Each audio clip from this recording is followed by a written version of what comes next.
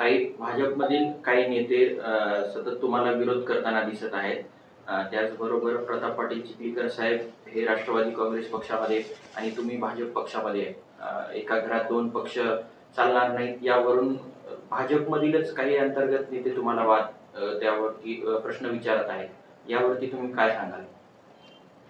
खरं तर माननीय चिखलीकर साहेब हे कुठल्या परिस्थितीमध्ये ते महायुतीचा एक घटक आहेत आणि निवडणुकीच्या तोंडावरती जे सीट शेअरिंग झाल्या त्यामध्ये आदरणीय देवेंद्र फडणवीस साहेबांच्या सांगण्यावरूनच साहेब हे राष्ट्रवादीचे उमेदवार म्हणून भारतीय लोहा कंधारमध्ये उभे राहिले आणि प्रचंड बहुमताने ते त्या ठिकाणी निवडून आले. त्यानंतर मी स्वतः संघटनेमध्ये मागच्या 6 वर्षापासून काम करते. प्रदेशाचं पद माझ्याकडे आहे आणि आता सदस्य नोंदणी असेल, सक्रिय सदस्यकरण असेल आणि अशा सगळ्या भारतीय जनता पार्टीच्या संघटनेच्या कामामध्ये मी अग्रेसर आहे म्हणण्यापेक्षा मी कार्यरत आहे. त्यामुळं नव्यानेच आता भाजपमध्ये आलेले काही आहेत ज्यांनी कायमच भाजपच्या विरोधात आपल्या भूमिका मांडल्या होत्या. इथपर्यंत काय तर देवेंद्र फडणवीस साहेबांवरती वैयक्तिक टीका करण्याचं काम या लोकांनी केलं होतं. पण जशाच विधानसभेच्या निवडणुका संपल्या तसंच त्यांनी भारतीय जनता पार्टीमध्ये प्रवेश केले. सर्वप्रथम त्यांनी भारतीय जनता पार्टीसाठी त्यांचं काय कॉन्ट्रिब्युशन आहे, ते काय काम करतात किंवा काय काम केलं आहे पार्टीसाठी हे आधी त्यांनी सांगावं. आणि खऱ्या अर्थाने मी एकटीच भारतीय जनता पार्टीमध्ये, वडील राष्ट्रवादीत आणि मी भाजपमध्ये असा विषय नाही आहे. याआधीसुद्धा अनेक खुलासे झालेले आहेत.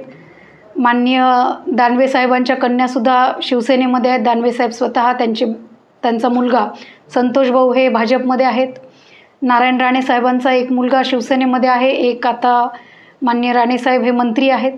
त्यामुळं अशा अनेक ह्या ॲडजस्टमेंट्स जिल्ह्याभर नाही तर महाराष्ट्रभर त्या ठिकाणी झालेल्या आहेत आणि त्याचाच एक भाग म्हणून लोहा कंधारमध्ये सुद्धा ही ॲडजस्टमेंट झालेली आहे.